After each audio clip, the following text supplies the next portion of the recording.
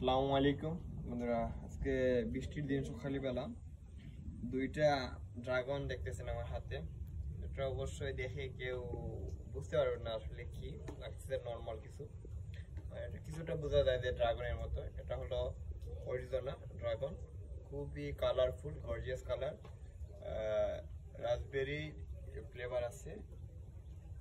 এটা আমরা টেস্ট করছি, বাই খাওয়া হয়েছে।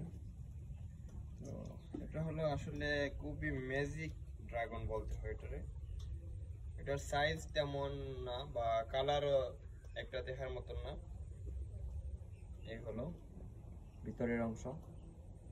এখন আমরা আসলে যে কেমন লাগে তা দেখো। এটা যে খেয়েছে সেই ভালো বুঝতে পারবে। আমি তো এটা খাইছি না প্রথম ফ্লেভারটা অসাধারণ। এর মধ্যে ড্রাগন খাইছেন, এত মিষ্টি দেখছেন, এত মিষ্টি বা এত মানে গ্রাম সাইজ কিছু নেই। এটার কালার খুবই রেড কালার।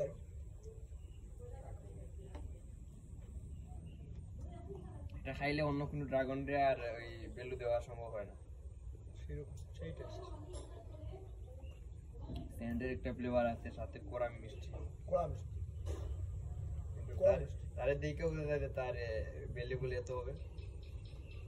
খুবই ছোট কনিমায়ার ড্রাগনটা।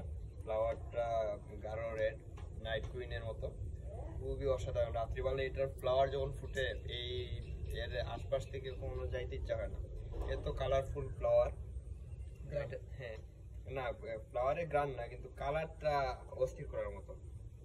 এটা স্বাদটা আর বলবো কি, আর কবে আসবেন? সব খাইলাম, আর কবে আসবেন? এটা তো আর পাবেন না। আলহামদুলিল্লাহ। আর এটা মিষ্টি আছে, বাট এটা ওই কনিমায়ের মতো না। কনিমায়ের এটা তো খাইছি।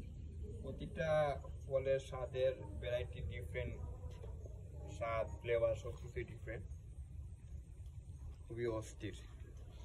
সবাই ভালো থাকেন, সুস্থ থাকেন, সবাইকে অসংখ্য ধন্যবাদ। হাত লাল হয়ে গেছে।